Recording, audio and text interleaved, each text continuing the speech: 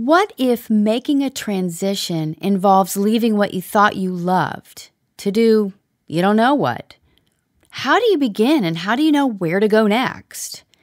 My next guest left her dream career to pursue her true artistic passion, but the path wasn't always clear. Have you ever felt that there's something more you're supposed to be doing with your life, but you're not sure what? Welcome to She Made It, the podcast that uncovers the journey to living a life that feels more like you.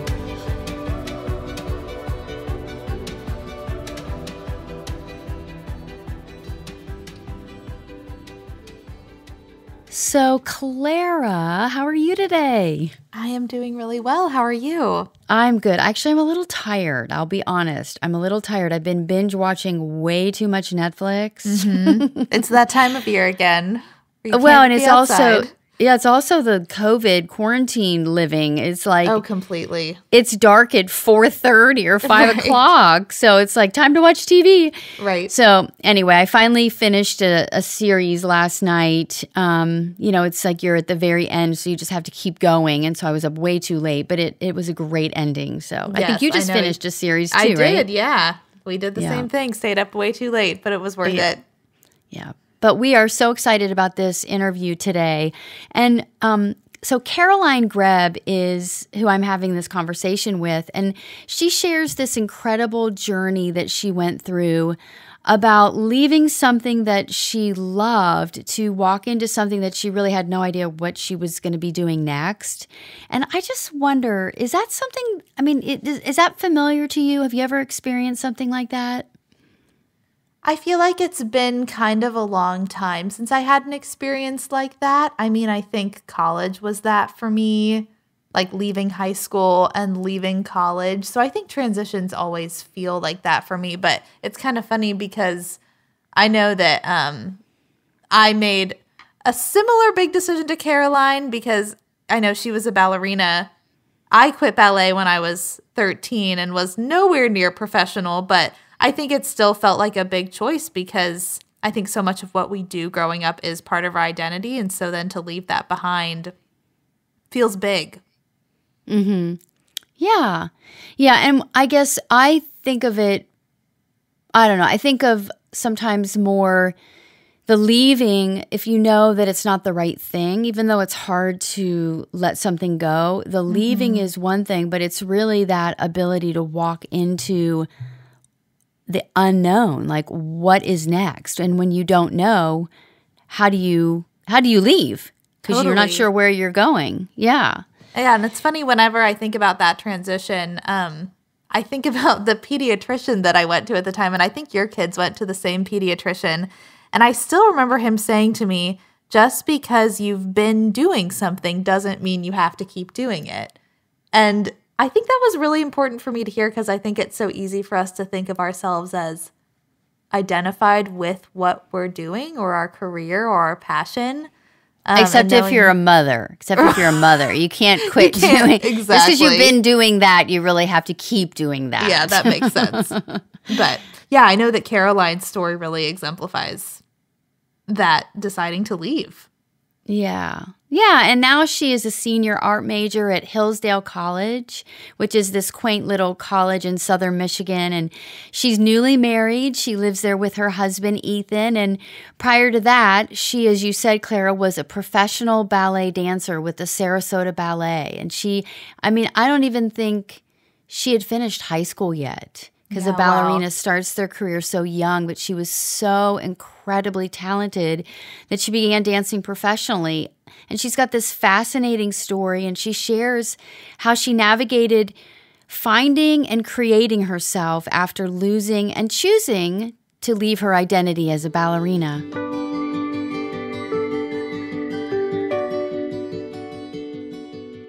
So I would love to welcome to this episode of She Made It a dear, dear friend, Caroline Greb. Welcome, Caroline. Thank you, Elle. It's such a joy to be here and to just have this chance to share. Yeah. So where are you right now? I am in Hillsdale, Michigan. I am a senior art student here at Hillsdale College, And just 3.5 months ago, married my now husband, Ethan Greb, and he works for the college. So we have a fun little apartment downtown here. That's awesome. If you're a senior, I know there's a whole journey we're going to share leading up to where you are today, but have you actually been at Hillsdale for the full 4 years? Now this year fourth? Okay. Yeah. Mm-hmm. Yeah, so I can share more, but I came as a transfer. So I never lived in a freshman dorm and didn't have like a typical freshman experience, but I only came in with a handful of credits, and so it wasn't worth it to me to cram my time here, especially as an art major. There are just things you don't want to rush, and painting is one of them. Yeah. Well, what's so fascinating about your story is that I met you. Well, actually, I think I met you first and you might have a different memory, but my memory is that I was doing acting coaching for the production of Beauty and the Beast, and I think you were the salt. Is that correct? Were you the salt or the pepper? Yes. I was the salt shaker, my peak role. I know. No, it's adorable. And you were primarily dancing in that role, correct? I mean, I know you're an amazing singer too. It was you and Eben Frankowitz, wasn't it? It was. Isn't that wild? Yeah, it was. And Eben was an American Idol contestant, and he's now performing in a boy band or something. And yes, I think he's producing music and all sorts of things. Yeah, and then then I got to know you a little bit more through the ballet studio where you were dancing, and of course, seeing you at the school, where my kids went to the same school. They were, in different grades, but watching you, and always seeing you either playing the piano, singing. I think you did some fine art there, correct? Not as much as I have now, but from what I can remember, what Martell offered, I jumped on. So I do remember taking a drawing or a painting class, but then it was by then that my life kind of became consumed with dancing. Yeah. Pretty soon after. Mm-hmm. Yeah, but I always remembered you as this sort of like Renaissance woman of the arts. It was like I remember even the teachers would say, "There's nothing that girl can't do. She can sing, she can dance, she can act." So, yeah. So it's just fascinating. Praise. Yeah. Well, it's fascinating to know that you were in such an intense performing art in ballet, and didn't you start a little older too? Wasn't there? I did. Yeah. Mm-hmm. So I started. It was kind of on and off for a while. I always wanted to be like my big sister and do gymnastics, but I was not as good as she was, and so eventually my mom kind of funneled me towards dancing. So I started training at the studio in Cincinnati. It was like I was 12, and then it was kind of on and off for a while before I really committed myself to it. I remember I quit one time because I was like, this is too much. This is too overwhelming. I'm not cut out for it. And then I quit, and then I missed it. So I went back, and that was probably I was 13 or 14. And then it was from there on, I like really committed myself to it. Yeah. And you went on to dance professionally, correct? I did, yes. So I finished high school a year early with the hope that I would be able to train even more and get a job. But I was actually then hired at the end of my senior year, quote unquote. So I was 17, and I was offered a contract as an apprentice with a company in Florida. So I moved, miles away from family, lived on my own at 17 in Florida, and started dancing with a company there. And I stayed with them for 3 years. After just 1 year, I was promoted to a corps de ballet dancer. And yeah, it was a really amazing opportunity. I got to do a lot with the company, especially at such a young age, but it was also, challenging at the same time because I was so young and there was so much I was learning at the same time as, taking on this huge job. So it's like learning to pay bills and rent and grocery shop and take care of a car. At the same time, I was also learning like the social environment of people who are 5+ years older than me. So it was wild. It definitely shaped me, and gave me a lot of discipline and taught me responsibility that has just totally affected who I am now. Parts of which I'm grateful for, parts of which I've had to kind of let go and learn how to be a child again, which has been a whole other journey. Mm-hmm. Well, and also just the intensity. I mean, to start, for people who don't know, to start ballet at 12 and then to get serious at 13 and then to be within 3 to 4 years be dancing at a professional level, that alone is crazy intense. And that alone is, it's amazing. I mean, you obviously have incredible talent, but I know that required this uber commitment. And so that intensity takes sort of the child out of you as well, not just being in a professional company with, older dancers and so I guess you say there's things that you gained, and of course in every experience there's things we gain and things that we kind of grieve. And you talked about the responsibility and all that. And I mean, to get really honest here, what would you say was the hardest lesson that you learned in that experience? I think one of the hardest things, which it's hard because it's one of those things that I hold kind of with two hands. And the one side of it is that I love what it's taught me. And the other side is it's kind of challenged me now in my adult life further on. But I think I really learned how to be independent. Mm-hmm. So now a lot of people seeing me in college, which is a very, communal experience. You live with other people and you eat with other people and you're always with other people, or, even your schoolwork, it's kind of there's a lot of camaraderie. People have always just kind of noticed and remarked that oh, Caroline's just really independent, which I think was a real skill I learned at 17 to figure out, okay, I have to feed myself. Okay, I have to know how to show up on time. And I have to know how to put in the work and what that looks like, and take care of a home and these things that I really just had to learn how to stand on my own, which I'm really grateful for. I think it's taught me a lot, and it's taught me to use time well, even when I'm alone. It took me a long time to really get to know friends. When I was that young in a company so big, it was 50 or 60 other dancers. And it just took me a little time. And so in that, it challenged me because I didn't have a choice, other than, to be on my own and learn what that looks like, and to not be scared to go out and take adventures on my own and not think of it as I'm so alone and lonely, and, but actually enjoy that. Yeah, I saw. I read on your LinkedIn. I was kind of stalking you a little bit, trying to learn a little. I love to come up with questions that take people by surprise. But one of the things I saw was you had your 5 Gallup strengths, and in the top 5 was positivity. And I just want to commend you for, in that situation, seeking the opportunity, seeking the possibility, not letting yourself get mired in the victim space, in the, I can't handle this, poor me. And I think that's, a little bit of that is pulling on that strength, that God-given strength. Yeah, it's definitely been a challenge at times, I think, in the moment to think of it that way.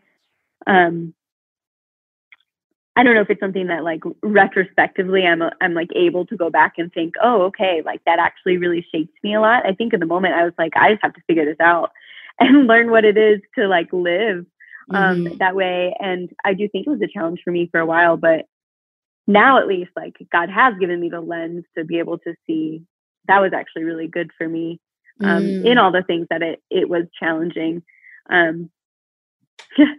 I always am surprised by that as one of my strengths.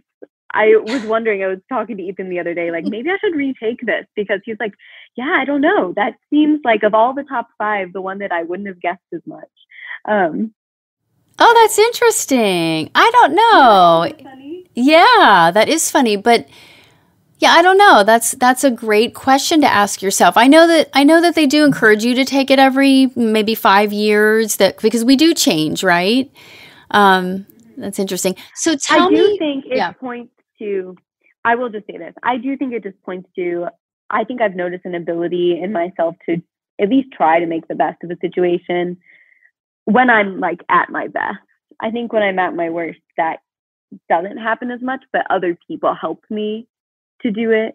But yeah, I think even so, taking the what the hardest part was of being, really fiercely independent, that became so ingrained in me. But then coming to school, sometimes I have wished that I would know how to be more dependent on people and even more dependent on God. I think that's where it's challenged me the most.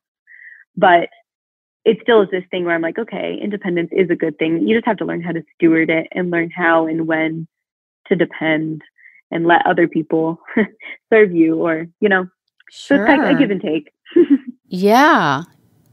Yeah, and again, you being in the world of ballet, which is a very competitive kind of dog eat dog world, I think that because I've been in the performing arts as well, there's a protection that we put around ourselves because we're fiercely judged and critiqued and all for the sake of getting better and the beauty of the art, but there is a lot of what sometimes feels like very personal attack.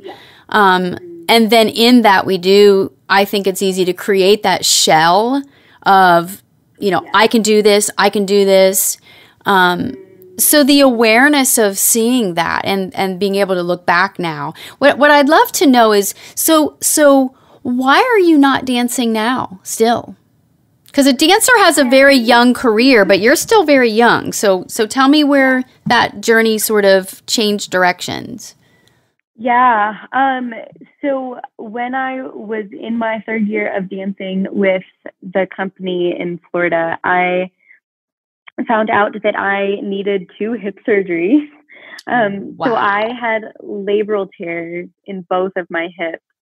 So within like over the stretch of 4 months, I think. So I had surgery on one hip, was on crutches for a month, and then rehabbed for 2.5 weeks. And then I had surgery on my other hip, was on crutches for a month, and then rehabbed for another 6 months.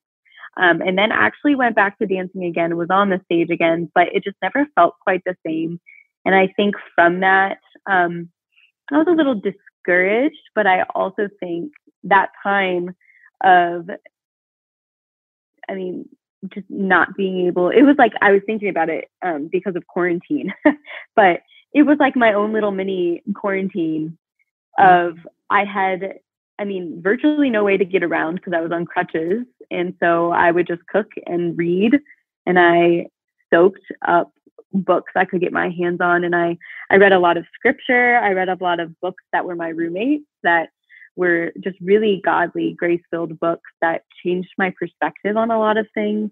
And so it kind of helped me look at my career on dancing in just a different way. And I think during that time, God just changed the desires of my heart for a lot of different things.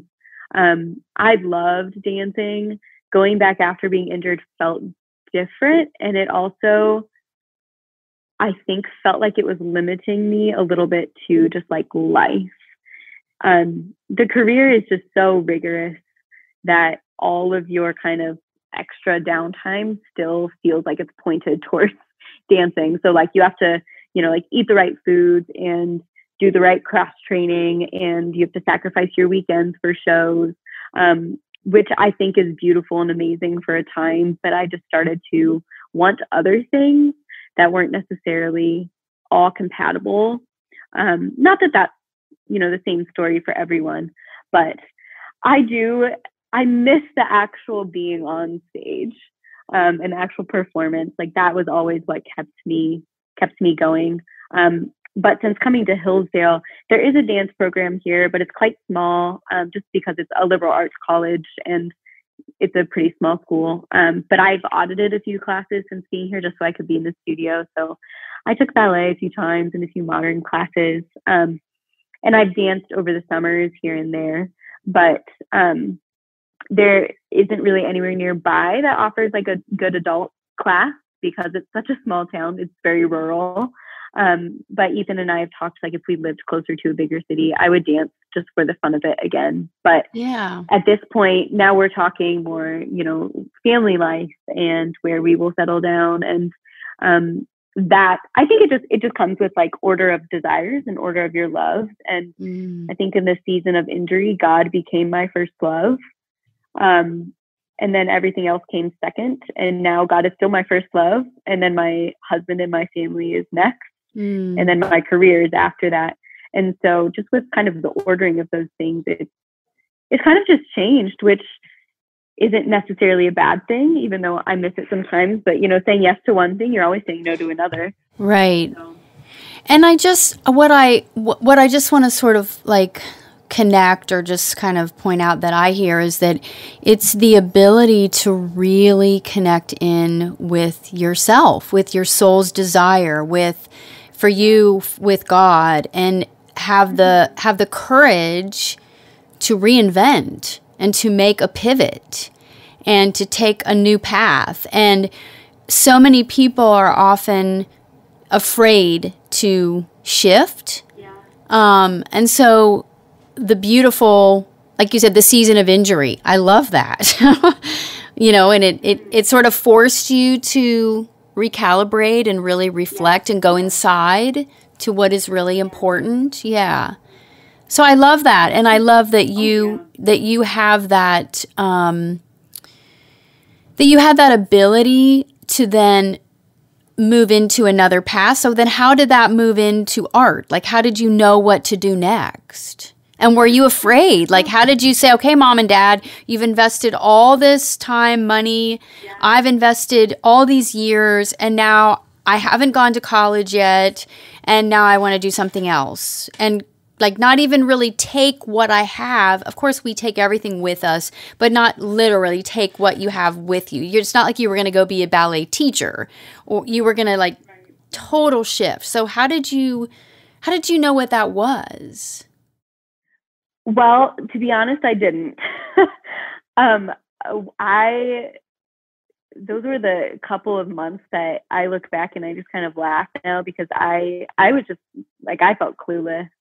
I knew I like wanted to do something intentional. I didn't want to just wait around and kind of see.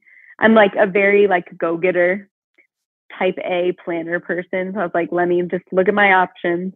So I was just kind of looking at various options, and one of them was missions, but there weren't really any doors open for that at the time. And then one was college, but it wasn't something that I was like, I knew that I wanted to do college. It was more like, this is a good, productive option, even though I still felt like I was kind of going in blind and not with like a definite desire even. But I think it was just someone was like, oh, well, what about Hillsdale? And I knew about it from Mars Hill, the school I went to in Cincinnati. And I knew it was a good school, and it was a Christian school, and it was grounded, and it was a more rigorous academic school, which I wanted. So I remember coming here, and the first probably year, at least, if not more, I just did not know who I was at all. It did really feel like I had completely lost my identity, because so much was wrapped up in who I was as a dancer and kind of how I was known in the dance world and all of these things, which coming here, nobody knew. So I was, away from everything that had defined me, which is simultaneously like terrifying, but also wonderful, because you have the options, especially in college, to choose of so many things. But it's also terrifying, because so I just really didn't know who I was at all. I'm really grateful for school, and especially the community here is, like, I would say, like, hands down the best part about it. And so there were just a lot of people who walked with me as I was figuring things out, which I think for me just looked like trying things and then being honest about whether or not I liked it. Mm-hmm. So I came in and I was like, I'll be a marketing major, and that did not last you and everybody long at all, else, right? Right, I know. So that didn't last very long when I realized that's not what I actually love. And then I took an English class for like the first time, and it was just incredible. And so I was like, oh, I love English. I'm going to be an English major. So I took some upper levels, and I still really love English, but there was always this kind of feeling that like, this isn't totally home. And then this was my sophomore year. I started taking studio classes my freshman year. Like, oh, I'll like sub in a drawing class here because I have the space and it'll be fun. One of those things. Sophomore year, I was kind of distraught because I was like, I like English, but I don't know if this is like where I want to be. I feel like it's not what happens most naturally. Like I have to really work for it, which isn't necessarily bad, but it didn't feel like it was like my home. So I was talking to my roommate my sophomore year. I was an RA in like an all women's dorm, and I was talking to her, and I told her, I was like, Grace, if I'm not an English major, like I don't know what I'd be. And she just laughed and goes like, Caroline, isn't it obvious? You would be an art major. And so it kind of took my friend telling me that for me to realize it in myself. Thank God for friends, right? Amen. And the power of someone having a vision that we can't see, like if somebody says, I see you doing this, I see you in this space, and then all of a sudden we can see it. Yeah. Mm-hmm. Yeah, it really took her like kind of calling it out of me for me to be able to step back and like evaluate. I think especially as artists who like our work is so personal to us. And so it just seems like, I don't know, I look at some of my work sometimes and I'm like, oh, it's just like not that special. It's just like something I made. But then even like my husband will look at it and be like, no, Caroline, like, how can you not see that this is so good? So I think it does just sometimes take someone outside of ourselves to view things a little more like objectively. So I'm so grateful she said that. And then after that, it just sort of clicked. And I'm a very all or nothing person. So I like don't have any minors. I'm not a double major. I just like gave myself fully over to the art department. And I started taking more and more classes. So that year, then I took graphic design and photography, which I do a lot of graphic design for work, which it's a really good practical skill and people are always looking for it. So that's been really fruitful. And then started taking art history classes and have just learned so much from those. And now I'm into like more and more studio classes. So I'm there quite a bit, finishing a sculpture, and I'm doing oil painting and watercolor, and I have a studio at home. So it's just kind of taken over my life, which I don't mind in the least. So I have a question. I want to stop you for just a second because, you know, a lot of people I hear say, because you said some really important things. You said, I didn't even know who I was. I'd lost my identity. I was so defined. And then you also said that the life that you had to live as a ballerina was so 100% about being a ballerina. With the food choice, the weekends, everything. I mean, I know that from being an actor, singer. You just, what you eat, drink, everything you do, it's about your body being your instrument, and every choice is pointing toward the career. But you said something about you didn't even know who you were, but that is you were trying things, which is the key to any, that evolution of who we are. That growth mindset is the willingness to try, but that you always knew that it wasn't totally home. And I would just love to go back to that and say, okay, well, how did you know art was home? Other than the other person pointing it out for you, how did it settle with you that, okay, yes, this is home? What was that? So I think it was these two things, if not more. But one, it was always the thing that happened most naturally. I think it had just never happened in, like fine art in particular, as at least to the caliber that I like do now. But I had always like crafted growing up, and I'd always, even dance is incredibly artistic. And I'd always like made my own birthday cards to give to people. And I remember designing things since I was really little. Like it was always just kind of, it's how I see the world. And so I think that's even why my friend said, like, isn't it obvious? Because like my dorm room was really artistic and like people would always comment on it, but I was just like, oh, okay, that's just like me. So I think it took someone else pointing it out for me to like be able to distinguish like what comes naturally to me as also like the skill that I could do. Mm-hmm. Because I think like even a major, it's like, oh, it has to be this other thing that I do instead of just like what comes naturally to me, which Mm-hmm. should be the thing that you do. Mm-hmm. So that was one side of it. And then the other side was like, it's the thing that makes me excited. Mm-hmm. I remember going to this drawing class second semester freshman year, and I'm, you know, like 20, 21, and I walk out of this drawing class, and it was with this professor who I'm like very close to now and has become a mentor of mine, but he was teaching us about negative space, and I just had never like known these techniques, and it just totally changed how I drew. And then I walked out of the studio and I was walking up the hill to get lunch, and I looked up at this like iconic building on our campus, and I saw it completely different. Like instead of seeing the building, I saw the negative space, and I was like thought about, wow, if I drew that, this is how I would do it. And I just remember like kind of being shocked by myself and kind of shocked that like, oh my gosh, I see differently now because of what I was taught. And that just made me so excited that I wanted it to keep happening. So then I was like, I want to figure out like what this is and how this happens. And I want to just like see everything differently. And so even like the last 4 years, I think like I'll go on a walk outside and I notice things and see things completely differently than I did at 17. Like it has just changed the way that I like physically see the world and how I think about people and how I think about beauty and even nature, just all these things. And that just makes me really excited. And I think that's really beautiful. So it's kind of been that piece of it that's just made me hungry for it, I think, and wanted me to keep doing it, even when, you know, there's discouraging days where you're like, I can't paint. Why am I trying? But that experience, I think.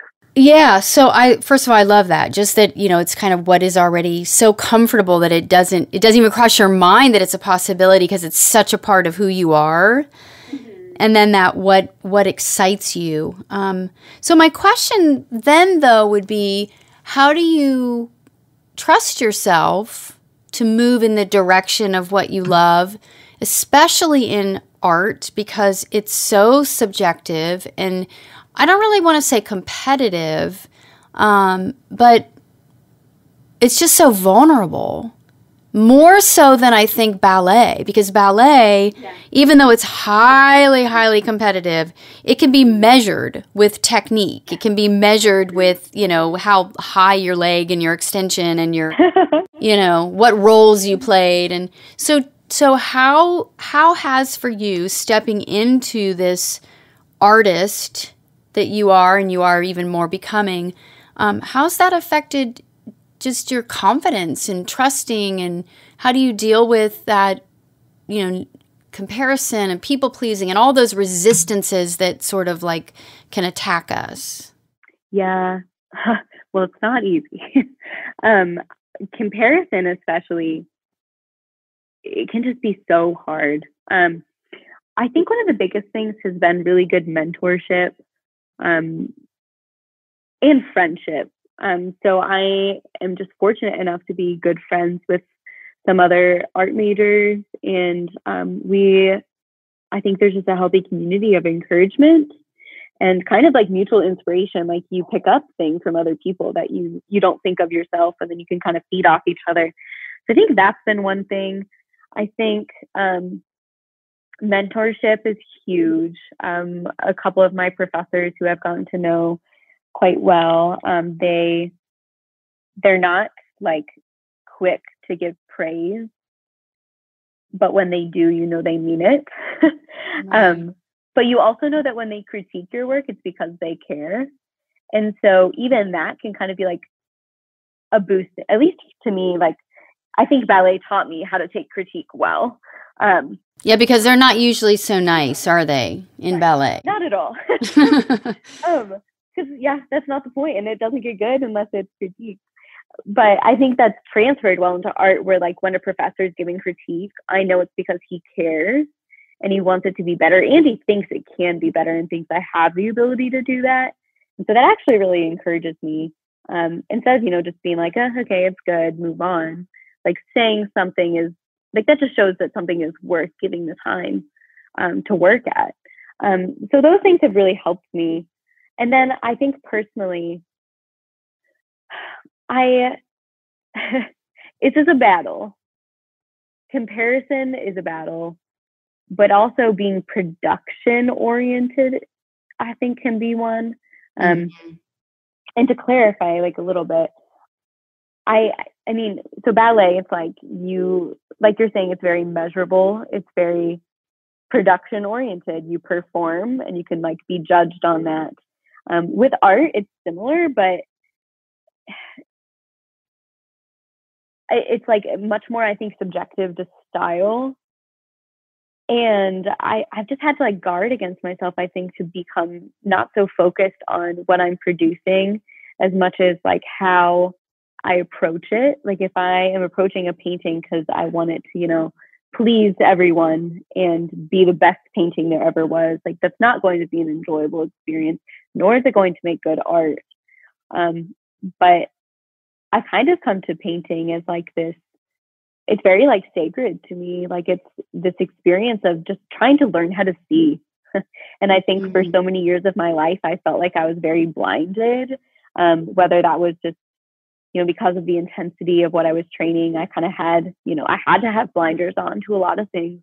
And so I think art has become this way of just like, I just want to learn how to see.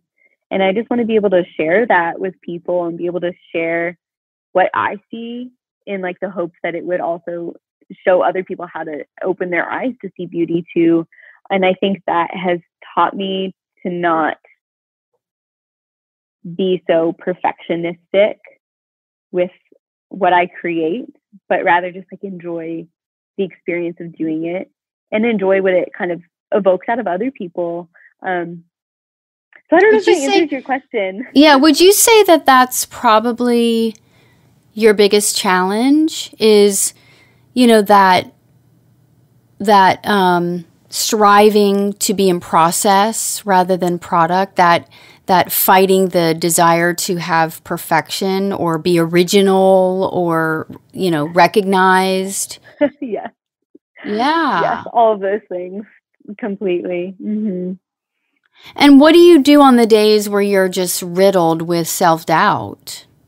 Because we all go through that, right? We all have ups and downs, and confidence ebbs and flows, and it's situational, and certain people have more weight on our hearts if they give us critique, or we might just paint. I had another podcast interview recently with a woman who teaches artists, and she's very focused on the inner journey of creating art.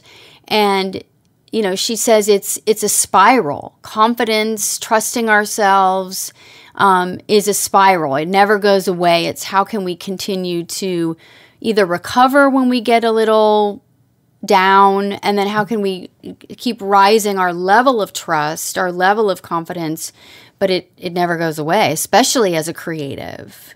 Yeah. One of my favorite things that I think this is from one of my professors, and this is like his theme. And I think it's really affected how I see and approach the process of making art. But he always says it's not about the talent, it's about the work. Which might really like hurt some people, because you want to be like, oh, she's so talented, and like that's such like high praise. But he's like, no, it's like, it's not about the talent, it's about the work. Like if you put in the work, no matter how you're feeling, you're going to at least make something, and you're going to learn something from it. And that's what matters more. And so I think as a very emotional person, that is challenging for me to be like, okay, you know what? I just have to set aside, maybe I'm having these feelings of self-doubt, or even just like, I don't even have the energy, or I just like don't really feel a desire to like paint right now. But I know if I do, I'm going to feel better because I'm going to just at least be working, which is producing something beautiful. And then that kind of like, I love that saying because I think it also takes the praise kind of off the artist and onto the art itself, which is so beautiful. And it's a really humbling thing, I think, in that too. Yeah, and so now going back to the young woman that left Sarasota, the dance company as a ballerina, walked out, and then now who she is in the art studio. I guess, how does that make you feel to be so sort of grounded in what feels like home? It's incredible, actually. It's it feels like such a gift. Like even when you were asking about how I made the choices to know where to go next, I was just kind of laughing to myself because I just feel like it hasn't been my choice. I think it's just been so clear from so many things that, I mean, God has just like planned my steps, and I am just here being able to walk in the beauty that He's made like available to me. And I just see that as such a gift of grace. And so I think like even when I paint and I'm like, oh, I don't really think this is like anything special. It's just like what I'm making. Like someone else is able to say, actually, no, that's really special. And actually that shows me a lot about who God is and what beauty means and what truth is. And then that just makes it so worth it to me. I think I've fallen in love with that, and fallen in love with kind of creating as, you know, the means that I get to seek God's face. I think every time I paint and every time I draw, you just have to be constantly looking and evaluating, like, is what I'm putting down on the paper the right thing? And so then you're also thinking about what you're seeing at just such a deep level. I think that's how I learn how to think about God. So it just feels like a victory to be able to do that and to have the freedom to do that. It's amazing. Not to say that there aren't the days where it's just completely nerve-wracking. Like I'm putting together a website to have an online portfolio and the ability for people to ask for commissions and to sell some stationery and have kind of like a store. And I'm typically just like, I am a confident person that I just do things and then I'll figure out later if it doesn't work. But it's been a little nerve-wracking to like put myself out there. And it's hard, but it is also, I think, because I can hold on to, wow, I have been so changed by this. And I know, at least for myself, that this has shown me more of who God is, and it's shown me more beauty and shown me how to see people with those eyes. It like just reminds me that it's something worth doing, even if it's scary. Yeah. What's your favorite medium? Like you, because you talked about so many things you're studying. So like, what's going to be on the store in the shop? Yeah. So favorite medium depends on the day, I think. It's kind of nice to be able to like switch back and forth. If I like get bored of one, I can go to the other. And it also depends on what I want, like the final thing to kind of capture. One of my favorites is definitely watercolor. In like a very traditional use of watercolor. So I have just really enjoyed doing that. So some of the things that'll be available are like some prints, or I have some friends who want some watercolor commissions, but watercolor and then charcoal drawing are probably the two I'm most proficient in. But I do also do oil painting, which unfortunately my oil painting class went online during quarantine. So I'll be in oil painting too next semester and hopefully get some more in class teaching. But those things I think are my top three. And then graphic design is, I would say, the other one. So cool. Well, we will definitely, this particular episode will probably come out after your website is live. So we will be sure to have links in the show notes and encourage people to go check out what you do. I know they can follow you on Instagram, and you post a lot of art and your sort of musings and perspectives on Instagram, which are always so sweet and very I love how you have said that this path and this pivot, and really a reinvention of who you are, has just allowed you to see the world differently and also see people differently. And so I just love, you do share that, I think, through Instagram, and I think it's very inspirational. So people should check you out there. Yeah. Oh, that's such a joy to hear. Yeah. You never know when you're posting stuff, like how it's going to be received. And sometimes, I think like, oh, maybe I should just like give this up. I don't know. But it is, I was even trying to explain to Ethan yesterday, like I always just want to post stuff, not because the heart is like, oh, look how cool I am, like painting, but just because I'm like, this is so cool. Like other people should know. Yeah. So I hope that's how it comes across. Caroline, I think if your intentions are it's just the truth of your intentions. And then it's just the same as art. It's like you make it and then you sort of have to let it go. But if you're connected, if you're being true, you're making it in process, not for recognition, for the product, then I kind of encourage you to just let that go.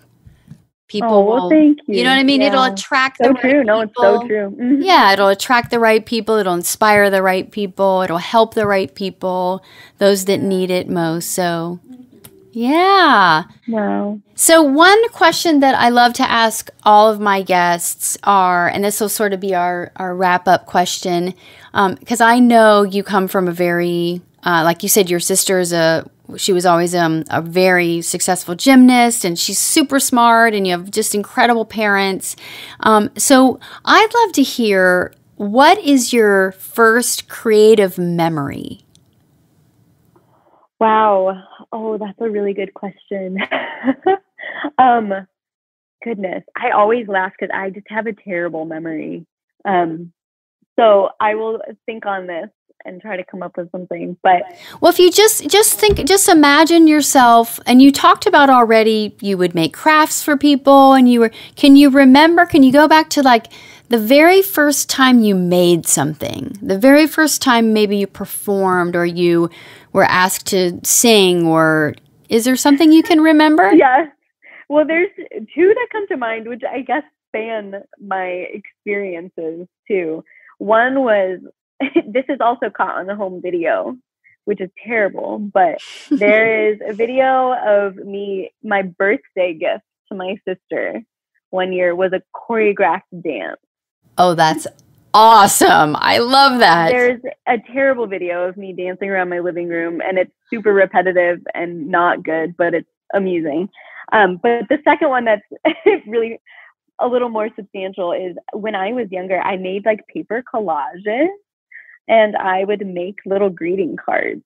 And I remember I took them to like a printer at the library, and I photocopied them so I could give like birthday cards to people that were, it was like a little paper collage of like a birthday cake, but it was like patterned paper. It was like really colorful and fun. And anyways, I think that's been something I've thought about more recently, because I have just wanted, I'm interested in like doing stationery design. Like for our wedding, I designed our invitations and our program. And it was really fun to be able to do it that personally. But I just, especially in, COVID times where mail is become something that I just love to send to people, to have like a physical, tangible sign that they can give. And so I think back and I'm like, wow, 5-year-old me collaging cards for people kind of knew something that has stayed with me. Isn't that just fascinating? I love that you did the dancing and the art making. Yeah. I was always doing something down. We had a big, when we were homeschooled in elementary school, we had like a schoolroom kind of in our basement. And so I just like totally remember what it looks like, but we had these big white cabinets, and they were just full of like all this craft stuff. So I was always doing something with paper usually, but I think I've always kind of liked the tangible arts, and like feeling something and having like a physical product.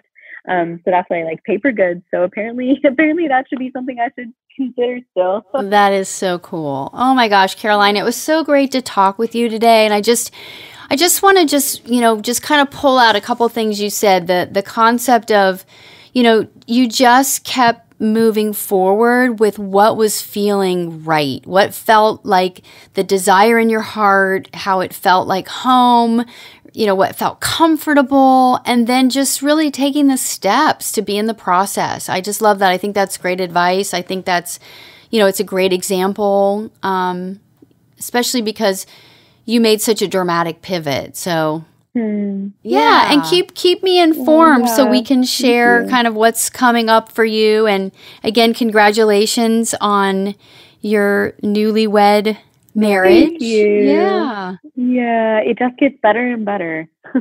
Awesome. All right, Caroline, you have a fantastic day. It was great chatting today. Thank you. You too, Elle. Bye.